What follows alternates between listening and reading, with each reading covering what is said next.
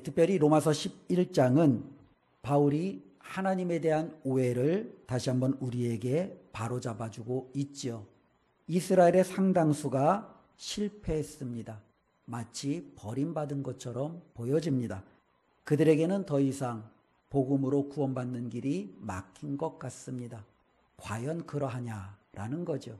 하나님께서는 자신의 모든 계획을 수정할 정도로 이제는 모든 것이 철저히 실패했느냐라는 부분이에요.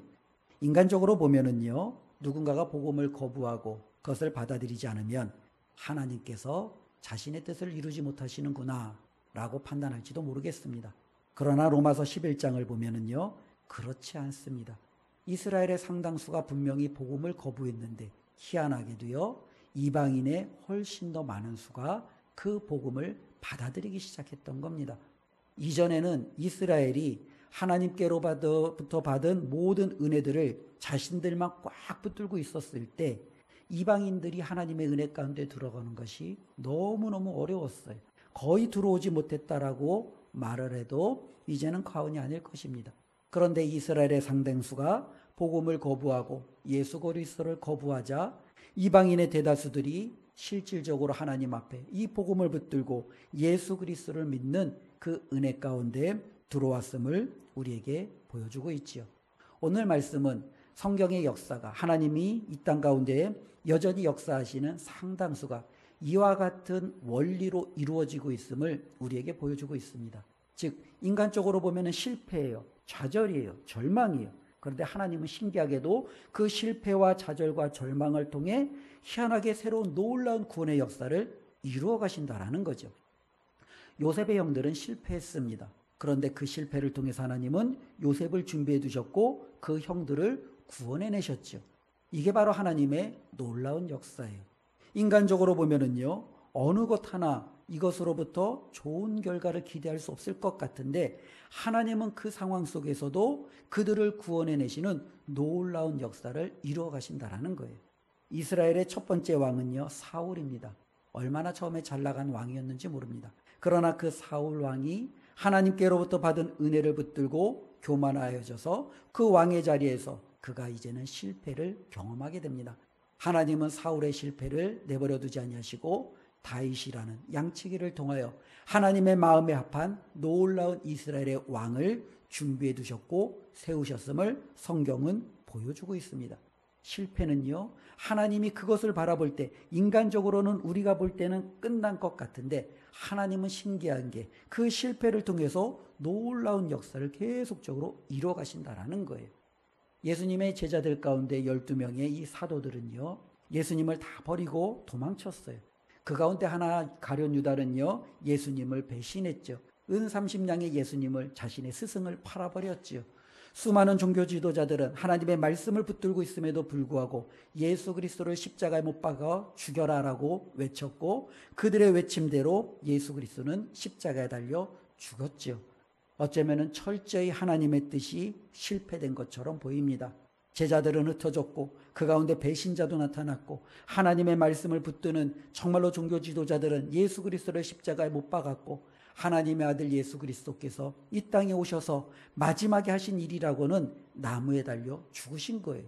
실패죠. 좌절이죠. 모든 것이 끝난 것 같아요. 그런데 하나님은요, 이 실패와 좌절을요 딛고서 모든 사람들에게 구원을 주시는 놀라운 역사를 이루어 가셨다라는 거죠. 그 실패가 인류의 구원을 가져가 줄 것이다라고 누가 생각했겠습니까? 제자들이 예수님을 버리고 도망가면서 정말로 예수 그리스도가 온 인류의 구원자라고 누가 생각했겠습니까? 그렇다면 그들은 예수님을 버리고 도망가지 않았겠죠. 예수님을 십자가에 못 박는 그 종교 지도자들이 예수 그리스도께서 하나님이 보내주신 우리의 구원자라는 사실을 그들은 인식하지 못했죠. 그들이 인식했다면 어찌 그분을 십자가에 달려 죽였겠습니까? 그런데 하나님은요, 그들의 그와 같은 완악함과 실패함에도 불구하고 예수 그리스도를 통하여 온 인류를 구원하시는 놀라운 기초로 초석으로 세우시고 그것을 저와 여러분들에게 이루어 주셨다는 겁니다. 이와 같은 역사는요, 비단 우리가 신앙적인 예만 우리가 들지 않아도 일상에서도 우리가 이런 예들을 찾아볼 수 있어요. 우리나라는요, 급격한 어쩌면 경제 발전을 이루었죠. 실질적으로 저보다 더 윗세대 분들은 훨씬 더 어려운 삶을 살았지요. 어쩌면 전쟁과 전쟁 이후에 그 극심한 어려움들을 겪었지요. 그와 같은 고통을 겪었습니다. 너무너무 힘들었지요. 이전만 해도 저희 나라에 보릿고개라는 말들이 있었고 실질적으로 하루 먹고 사는 것이 힘들어서 너무나도 그와 같은 어려운 현실을 정말로 겪었던 많은 가정들이 있습니다.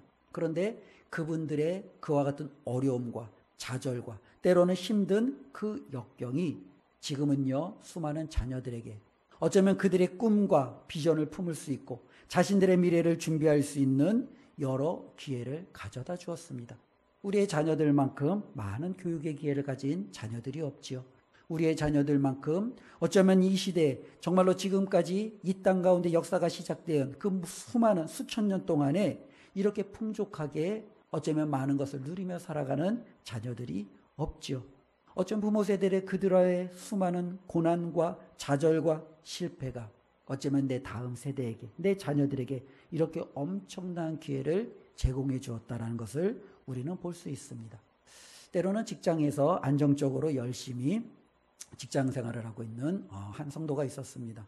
어느 날 뜻하지 않게 여러 가지 오해를 사서 본의 아니게 그 직장을 내려놓아야 됩니다. 그의 계획은요, 결코 직장을 그만두는 게 아니었어요. 그의 계획은요, 몇 년까지 자신이 이제는 직장 생활을 한 후 이제는 퇴직을 해서 그 퇴직금과 때로는 자신이 노후 준비를 통해서 자신의 삶을 이제 멋지게 계획을 했습니다. 그런데 뜻하지 않게 전혀 예기치 않는 방식으로 그는 그 직장을 그만두어야 됐습니다. 다른 직장으로 갈까? 무엇을 할까? 난감하죠. 그는 여러 가지 고민하던 중에 이제는 자신이 알고 있는 그 지식을 통해 때로는 그가 배운 그것을 통해 이제 하나의 창업을 하기를 이제 결정을 했습니다. 굉장히 큰 결정이죠. 창업을 했습니다. 그런데 신기한 게는요, 그 창업을 통해서 그것이 굉장히 잘 되는 거예요. 그 전까지는 직장 생활을 통해서 나 하나 먹고 살기, 내 가족들 이제 챙기기 바빴는데 창업을 한 이후로는요, 주변을 둘러볼 수 있게 되는 거예요. 내 친구들에게 직장을 제공해 줄 수 있었고 때로는 어려운 사람을 도울 수 있는 경제적인 여유가 생겼고 어쩌면 뜻하지 않는 엄청난 기회를 통해서 그는 하나님과 또 자신의 삶 속에서 인생의 새로운 계획을 가지게 되었던 거죠. 어쩌면 그에게는 그와 같은 거예요. 해고라는 어쩌면 실질적으로 그 직장에서 나올 수밖에 없는 그와 같은 아픈 현실이 도리어 그에게는 새로운 엄청난 기회를 통해서 다른 사람들을 유익하게 하고 더 큰 하나님 앞에 꿈과 비전을 가질 수 있는 그와 같은 일들로 바뀌었다라는 거죠. 오늘 11장의 말씀은, 특별히 오늘 우리가 읽은 말씀은 그와 같은 근거를 가지고 하나님께서 이 세상을 그렇게 움직이고 있다는 것을 보여주고 있습니다. 먼저 11절부터 16절은요. 이스라엘이 넘어졌어요. 당연히 그들은 복음을 거부했어요. 그들은 믿음 밖에 그들은 어쩌면 내팽겨진 것처럼 보여집니다. 이제는 더 이상 복음이 끝난 것 같습니다. 하나님의 놀라운 역사는 이제는 사라진 것 같습니다. 그런데 놀라운 일이 일어납니다. 이스라엘이 실패했는데 이방인들이 구원받기 시작하는 거예요. 이스라엘이 거부했던 그 복음을 이방인들은요, 그 복음을 받아들이기 시작하는 거예요. 그 복음을 영접하기 시작하는 거예요. 이와 같은 엄청난 일들이 나타난다라는 거예요. 바울은 그래서 그 부분을 이렇게 말씀하고 있는 거죠. 우리가 실질적으로 12절 말씀 한번 다 같이 함께 읽어보겠습니다. 그들의 넘어짐이 세상의 풍성함이 되며 그들의 실패가 이방인의 풍성함이 되거든 하물며 그들의 충만함이 이르요. 그렇죠? 이스라엘의 넘어짐과 그들의 실패가 정말로 이상하게도 이방인들에게 풍성한 열매로 나타났다라는 거예요. 그리고 바울은 계속적으로 말합니다. 실질적으로 14절 말씀을 보면 이는 혹 내 고륙을 아무쪼록 시기하게 하여. 바울은요, 자신이 이방인의 사도가 되었음을 분명히 선언합니다. 분명히 그는 유대인이에요. 유대인이니까 이 복음을 들고 누구에게 가야 돼요? 유대인에게 가서 복음을 전해야 돼요. 근데 하나님이 바울을 내가 너를 이방인의 사도로 세웠노라 라고 분명히 선언을 합니다. 그리고 바울은 하나님이 세움받은 그대로 이 복음을 들고 이방인에게로 다가갑니다. 그러나 그 마음 안에는요, 자신의 고륙, 친척, 가족인 그 유대인, 동족에 대한 구원에 대한 갈급한 마음이 있어요. 그런데 그들은 이미 그 복음을 한번 거절했던 사람들이에요. 그래서 바울은요, 자신이 이 복음을 들고 이방인에게로 달려가면 이 이스라엘의 종족이 시기하여 하나님께로 돌아오는 일이 있기를 원한 거죠.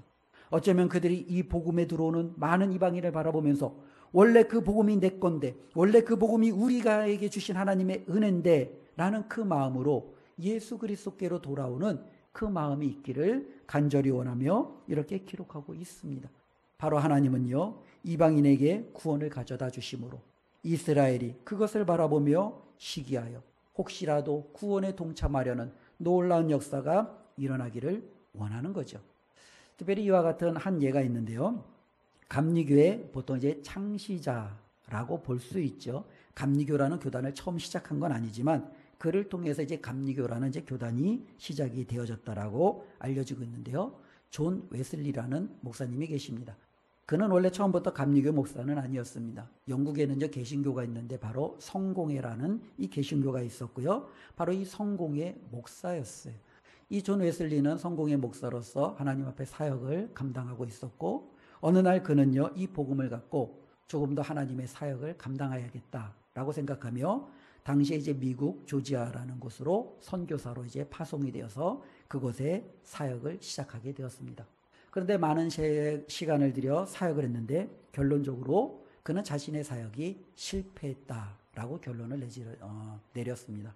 왜냐하면 현지인들과의 갈등, 혹은 그에도 불구하고 이 열매가 맺혀지면 되는데 이 열매가 맺혀지지 않는 거예요. 그래서 이제 그는 자신의 이 모든 것을 정리하고 자신의 고국 영국으로 다시금 되돌아오는 길에 서게 되었습니다.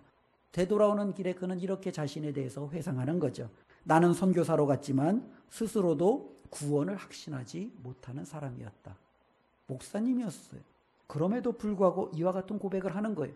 나는 정말로 하나님이 보내신 그곳으로 선교사로 갔지만 돌이켜보면 나 자신 스스로도 구원받은 사람인가?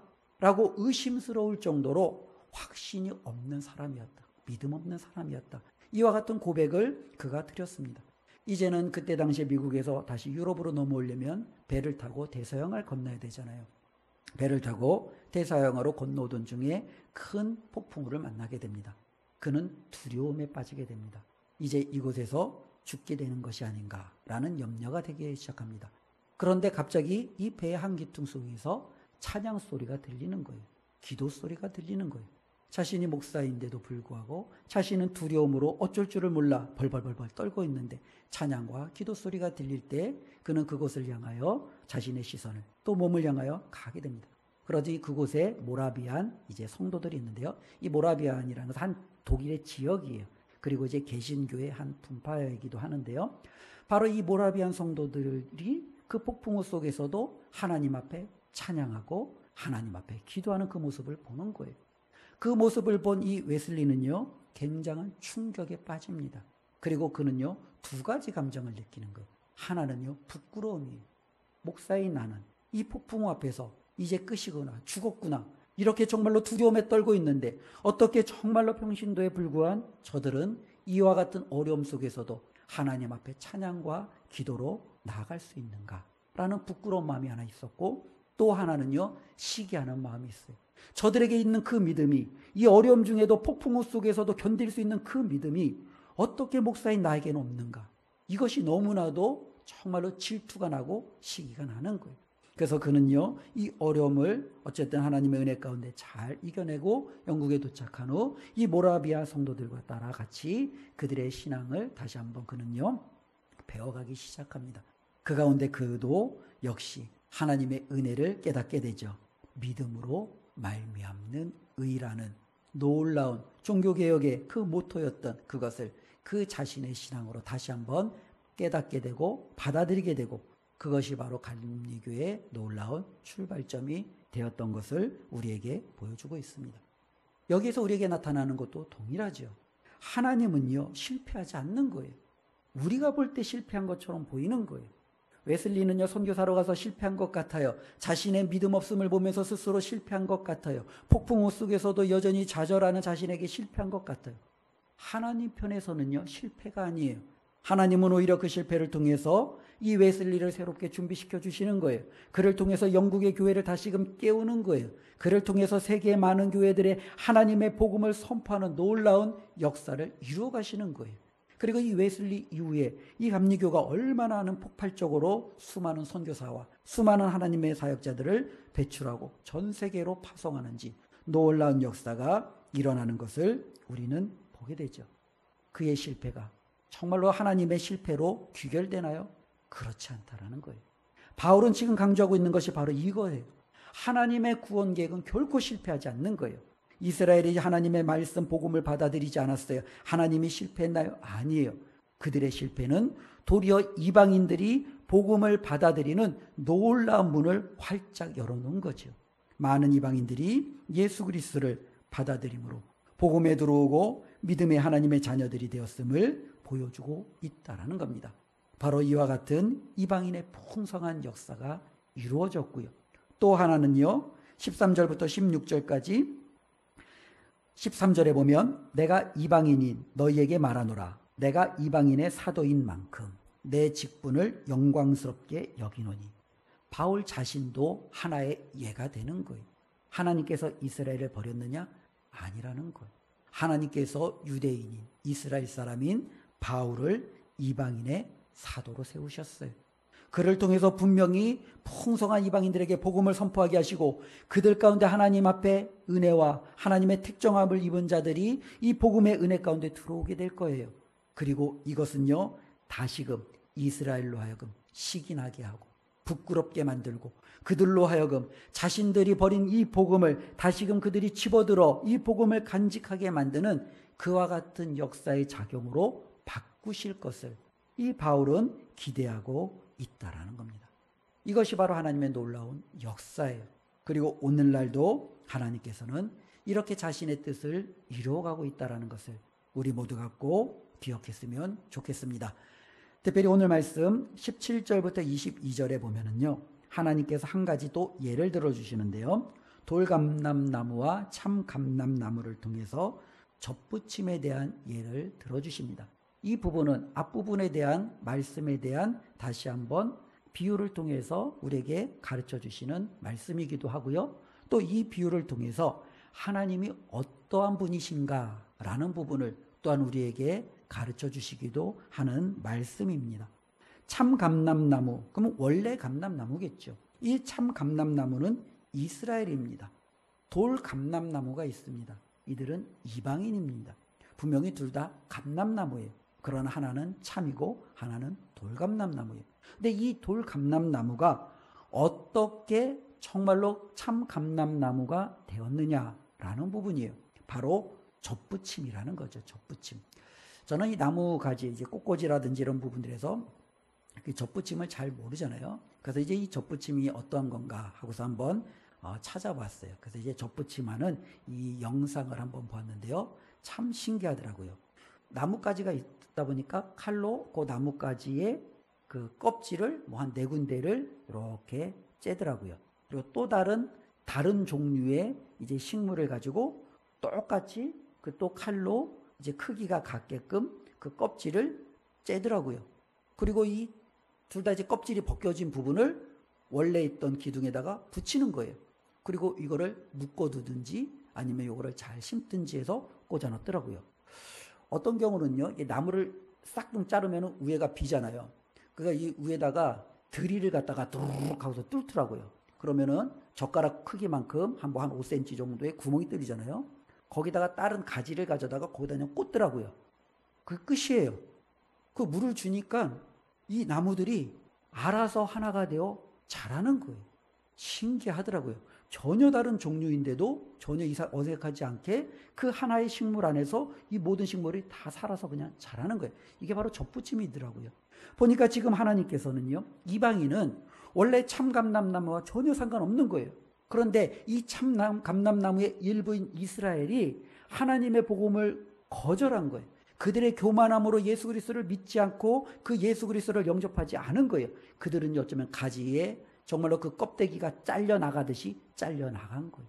그러자 하나님은 이방인의 일부를 그 원래의 감람나무에다가 접붙임, 어쩌면 붙여놓자 수많은 이방인들이 그 가지 안으로 들어오고 그 안에서 놀라운 열매들이 때로는 풍성한 성장이 이루어지는 것을 우리는 바라볼 수 있죠.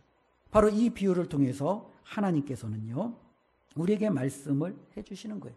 무엇을 말씀하냐면, 우리가 정말로 이렇게 구원받은 것, 우리가 믿음을 가진 것, 이 모든 것은요, 우리가 잘나서 된 게 아니라는 거예요. 우리는 자랑할 것이 아무것도 없다라는 거예요. 교만할 이유가 없다라는 거예요. 이 모든 것은 하나님께서 저와 여러분들에게 주신 놀라운 은혜예요. 우리는 하나님이 주신 이 놀라운 은혜에 접붙임을 받았고, 우리는 이 접붙임을 받아 하나님이 주시는 풍성한 열매를 지금 누리고 있다라는 이것에 우리가 겸손함과 감사함으로 반응할 것을 바울은 말씀해주고 있다라는 거예요. 또 한편으로는요, 이 참 감람나무와 이 돌 감람나무의 이 접붙임을 통해서 하나님께서 우리에게 주시는 말씀은요, 바로 22절이 어쩌면 바울이 정말로 하고자 하는 핵심의 말씀이다라고 볼 수 있을 것 같습니다. 우리 22절 말씀 다 같이 함께 읽습니다. 그러므로 하나님의 인자하심과 준원하심을 보라. 넘어지는 자들에게는 준엄하심이 있으니 너희가 만일 하나님의 인자하심에 머물러 있으면 그 인자가 너희에게 있으리라. 그렇지 않으면 너도 찍히는 바 되리라. 하나님의 어쩌면은 양면성을 보여주고 있어요. 하나님은 인자하신 분이에요. 사랑이 풍성하신 분이에요. 오래 참으시는 분이에요. 은혜를 베푸시는 분이에요. 하나님께서는 한없는 정말로 그와 같은 은혜를 베푸시기를 주저하지 않는 그 인자심이 하나님께 있어요. 근데 또 한편으로는요, 하나님에는요, 준엄하심이 있어요. 하나님은 거룩하신 분이에요. 공의의 하나님이세요. 죄를 하나님께서는요, 묵과하지 않으세요. 분명히 그 죄에 대한 책임을 물으시는 하나님이세요. 책망하세요. 꾸짖으세요. 때로는 그 죄를 지은 것에 대해 하나님은 그 책임을 반드시 물으시는 것. 하나님은 이 두 가지를 같이 가지고 있다라는 거예요. 하나님은 한없이 인자하시고 사랑이 많으시는 분이세요. 그러나 또 한편으로는 하나님은 준엄하셔서 그 죄에 대해서는 반드시 그 책임을 물으시는 하나님이시라는 거예요. 그런데 여기에서 이 하나님의 인자심과 이 준엄하심이 하나님의 속성이고 우리는 하나님의 이 성품을 알기에 이 두 가지를 그대로 받아도 무방한데, 특별히 오늘 본문의 맥락 속에서 이 하나님의 인자심이 해당하는 자들과 하나님의 준엄하심이 해당하는 자들이 약간 미묘한 차이로 좀 나뉘어지게 되어 있습니다. 하나님께서는 모든 사람에게 똑같이 인자심과 준엄하심을 동일하게 보이시느냐? 그렇지 않아요. 어떠한 사람에게는 인자하심으로, 어떠한 사람에게는 준엄하심으로 하나님이 보이는 거예요. 저와 여러분들은 하나님의 어떠한 성품을 받아들이기를 원하십니까? 당연히 우리는 하나님의 인자하심을 받기를 원하지요. 하나님이 저와 여러분들을 대할 때 준엄하게 대하신다면 그것이 얼마나 우리에게 큰 부담과 두려움이 되겠습니까? 그런데 하나님은요, 지금 오늘 말씀을 보니 어떠한 사람에게는 인자하게 대하세요. 근데 어떠한 자에게는요, 준엄하게 대하세요. 그 기준이 뭐냐라는 거예요. 오늘 말씀을 보니까요, 하나님은요, 자신에게 돌아오는 자에게 한없는 인자심을 보여주시는 분이세요. 탕자가 아버지를 떠나 허랑방탕하고 재산을 날리고 이제는 모든 절망 상황 속에서도 그 아버지의 집을 기억하며 아버지께로 돌아왔을 때 정말로 그 아들을 맞이하여 달려나오는 그 아버지의 인자심이 바로 하나님의 모습이고 오늘 우리에게 보여주는 하나님의 실제적인 정말로 성품임을 바른 강조하고 있다는 거예요. 즉 복음을 듣고 회개하고 믿음 가운데 돌아오려고 하는 자에게 하나님은요, 한없는 끝없는 은혜를 베푸신다라는 거예요. 그들이 이방인이라 할지라도 이방인이 바로 예수 그리스도의 복음을 듣고 회개하고 주님께로 돌아올 때 하나님은 그들에게 인자하심을 더하시는 분이시라는 거예요. 반면에 하나님의 준엄하심은 어떠합니까? 하나님께서 정말로 이와 같은 것에 반대로 행동하는 사람들이겠죠. 회개하지 않고 교만하고 하나님의 복음을 예수 그리스도를 거절하고 받아들이지 않는 자에게 하나님은요, 준엄하심으로 그들을 대하시는 거예요. 이스라엘이 정말로 하나님께서 베풀어 주신 그 은혜를 거부했을 때, 그들이 복음을 영접하지 않았을 때, 그들이 예수 그리스도를 십자가에 못 박혀 죽으시고 자기들의 의를 가지고 살아가려고 애썼을 때 하나님은요, 그들의 그 모든 삶을 그냥 가벼이 여기지 않았어요. 그럴 수도 있지. 하나님은 넘어가지 않으셨어요. 하나님은 그들의 교만과 불신을요 징계하십니다. 책망하십니다. 준엄하게 대하십니다. 당연히 죄를 묵인하지 않으시는 하나님의 성품을 우리는 알게 됩니다. 바로 이것이 하나님의 인자하심과 준엄하심이 정말로 구원의 역사 가운데 나타나는 거예요. 하나님께서 저와 여러분들에게 예수 그리스도라는 놀라운 복음을 우리에게 주셨어요. 이것을 받아들이는 자에게는 하나님의 인자하심의 놀라운 은혜를 누리게 될 거예요.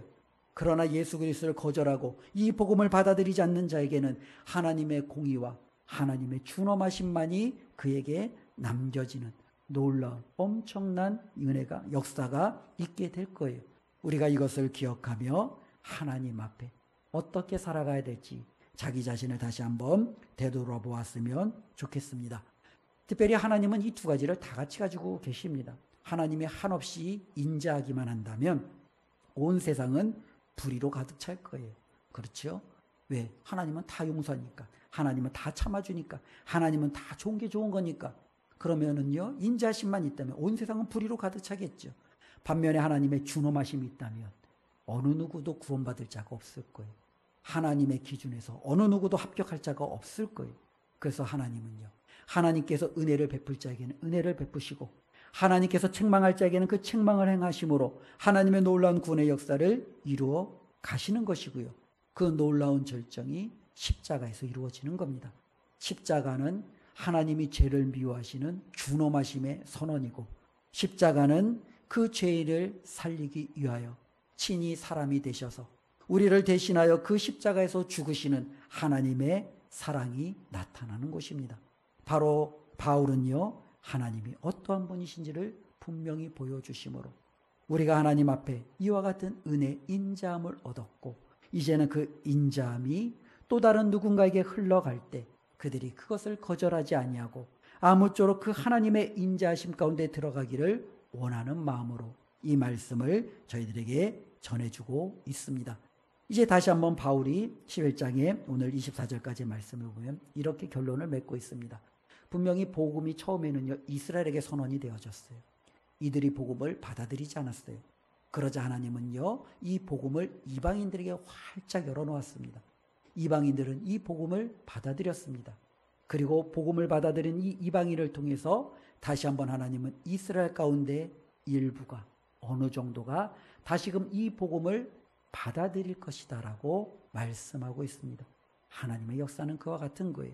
하나님은요 누군가를 향하여 그가 실패하면 끝, 이제는 나 몰라라 하는 것이 아니라 오히려 그 실패를 통해서 누군가를 구원해내시고 그를 이끌어내시고 그를 이끌어내심을 통해서 또 다시금 원래 잃어버렸던 그들에게 베푸르신 그 은혜를 다시금 회복시키시는 것을 우리에게 가르쳐주고 있습니다. 바로 23절, 24절이 그 내용인데요. 우리 23절 말씀 한번 읽어보겠습니다. 그들도 믿지 아니하는데 머무르지 아니하면 접붙임을 받으리니 이는 그들을 접붙이실 능력이 하나님께 있음이라. 예, 이스라엘이 참감나무 원간지에서 끌어졌지요. 왜요? 믿지 않았기 때문에요. 근데 23절에 뭐라고 그래요? 그들이 믿지 않는데 머무르지 아니하면, 이게 다시 얘기하면 어렵게 설명했는데 쉽게 얘기하면 뭐예요? 그들이 믿으면이에요. 그렇죠? 그들이 믿으면 어떻게 해요? 다시 접붙임을 받는 거예요. 바울은 다시 한번 이 접붙임을 우리에게 말씀하고 있는 거죠. 자, 원래 참감남나무가 있어. 정말로 돌감남나무가 있어. 이 이방인들도 이 참감남나무에 접붙여서 이들이 풍성한 열매를 맺었어요. 그렇죠? 근데 원래 참감남나무에 붙어있던 이 가지가 잘려졌어요. 버려졌어요. 이제 죽을 수밖에 없어요. 근데 이 참감나무에서 잘라진 이 가지가 다시금 접붙임을 받는 날이 온다라는 거예요. 언제요? 그들이 믿으면, 복음을 영접하면, 예수 그리스도를 그들이 자신의 삶 가운데 받아들이면 다시 한번 그들 가운데도 놀라운 생명이 흘러간다라는 거예요. 바울은 덧붙여 말합니다. 돌감남나무도 접붙여서 생명을 얻었다면 참감나무에서 잘라졌지만 원래 붙어있던 그 가지가 다시금 붙게 되면 얼마나 더 풍성한 열매가 맺혀지겠느냐라는 거죠. 즉 이스라엘에 다시 한번 하나님께서 놀라운 역사를 이루어 가실 수 있다라는 거예요. 이 말씀을 우리가 잃은 양 찾는 홈커밍 데이 한번 비유해 볼 수 있을 것 같습니다. 분명히 하나님께서 은강교회라는 하나의 공동체, 참 감람나무를 허락하여 주셨습니다. 우리는 이 안에서 믿음과 하나님이 주신 은혜를 풍성히 나누고 있고, 여전히 여기에 있는 부분들은 하나님이 주신 그 은혜를 우리는 누리고 있어요. 그런데 그들 중 어느 성도님들은요, 삶의 여러 가지 짐과 무게 때문에, 혹은 마음의 여러 가지 혼란스러움 때문에 때로는 이 공동체 안에 함께 있는 것을 택하지 못하고 공동체에서 떨어져 나가게 되었습니다. 이제는 그들은 영광의 공동체, 예전에는 공동체에 있는데 지금은 공동체라고 말할 수 있을까 싶을 정도로 너무나도 많은 시간이 지났어요. 그러나 염려하지 않아도 된다라는 거예요. 정말로 하나님께서 그들을 다시금 불러주셔서 하나님의 공동체 안에 회복의 은혜를 주시면, 원래 있던 그들이 정말로 참감나무에서 떨어졌던 이스라엘이 다시금 원래 있던 참감나무에 붙으면 훨씬 더 풍성한 열매가 맺혀지듯이 그럴 수 있다라는 거예요. 우리의 가족 중에, 우리의 자녀 중에, 때로는 저와 여러분들이 아는 성도들 중에 아직 돌아오지 않는 분들이 있습니까? 하나님은 포기하지 않으십니다. 우리에게도 하나님은 말씀하십니다. 포기하지 않고 기도하고, 저와 여러분들이 더욱더 열심을 다하여 신앙생활 잘 해나감으로 그들이 우리를 바라보며 부끄러움을 느끼고 시기하게 해서 그들이 정말로 그와 같은 감정 때문에라도 복음으로 교회로 돌아올 수만 있다면 하나님은 그들을 살리시겠다라는 거예요. 그들에게 인자하심을 베푸시겠다라는 거예요. 이 일에 쓰임받는 저와 여러분들이 되시기를 주님의 이름으로 축원을 드립니다. 저와 여러분들의 삶은 넘어짐이 결코 끝이 아니라는 거예요. 실패는요, 하나님께는요 아무런 영향력을 끼치지 않아요. 도리어 하나님은 그 실패를 통해서도 하나님은 자신의 뜻을 온전히 이루어 가십니다. 우리의 삶에 여러 가지 어려움과 문제가 많고 좌절되고 실패가 많아도 그 모든 것을 극복해내시고 반드시 선을 이루시는 하나님 앞에 우뚝 서시기를 바라시고, 저와 여러분들이 하나님 앞에 내세울 것이라는 것은요 없지요. 우리도 이방인이었어요. 하나님의 나라에 전혀 상관없는 자들이었어요. 그런 하나님이 저와 여러분들을 부르셔서 참감람나무에 젖붙여 주셨어요. 하나님의 자녀가 되게 하셨어요. 교회의 일원이 되게 하셨어요. 천국의 소망을 갖게 하셨어요. 우리가 하나님 앞에 가져야 될 마음은 감사한 마음이에요. 겸손한 마음이에요. 연약한 저를 하나님이 이렇게 불러주셔서 예수 믿게 해주셔서 감사합니다. 천국의 소망 갖고 살아가게 해주셔서 감사합니다. 하나님 믿음 떠나지 아니하고 이렇게 공동체 안에서 정말로 이 믿음 붙이고 버틸 수 있는 능력 주신 하나님 감사합니다. 이것이 우리가 가져야 될 하나님 앞에 가져야 될 마음인 줄로 믿습니다. 그리고 끝까지 우리가 소망을 잃지 않고 나아가기를 원합니다. 바울도 이스라엘을 향하여 소망을 잃지 않았어요. 저들 중 대다수가 복음을 떠나 하나님 앞에 지금은요 그 가지에서 잘려진 것 같지만 하나님이 반드시 그들을 다시금 원가지에 접붙이시리라는 그 소망을 가지고 자신에게 주어진 사명을 열심을 다하여 행하듯이 우리도 하나님 앞에 회복의 소망을 가지고 하나님 앞에 돌이켜야 될 많은 영혼들을 바라보며 하나님께서 저들을 이끄실 것에 대해 기도하는 마음, 기대하는 마음으로 끝까지 믿음으로 나아가는 저와 여러분들 모두가 되시기를 주님의 이름으로 축원을 드립니다. 기도하겠습니다. 하나님 감사합니다. 오늘도 하나님의 말씀을 통해서 우리 하나님은 결코 실패하지 않으심을 살펴보았습니다. 우리 하나님은 인자하신 하나님이십니다. 준엄하신 하나님이십니다. 하나님께 회개하고 돌아오는 자를 결코 외면하지 아니하시고 그들에게 한없는 은혜를 베푸시는 분이심을 믿습니다. 반면에 하나님의 말씀을 듣고도 마음이 완악하여 교만하여지고 그 말씀을 따르지 않는 자에게는 준엄하신 하나님의 진노와 징계가 있음을 우리에게 가르쳐 주셨습니다. 하나님, 우리가 어떤 삶을 살아야 되겠습니까?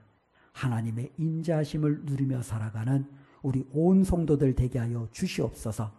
그리하여 이 땅을 살아갈 때 하나님께서 정말로 우리를 통해서 역사하심을 경험하고 누리게 하여 주시옵소서.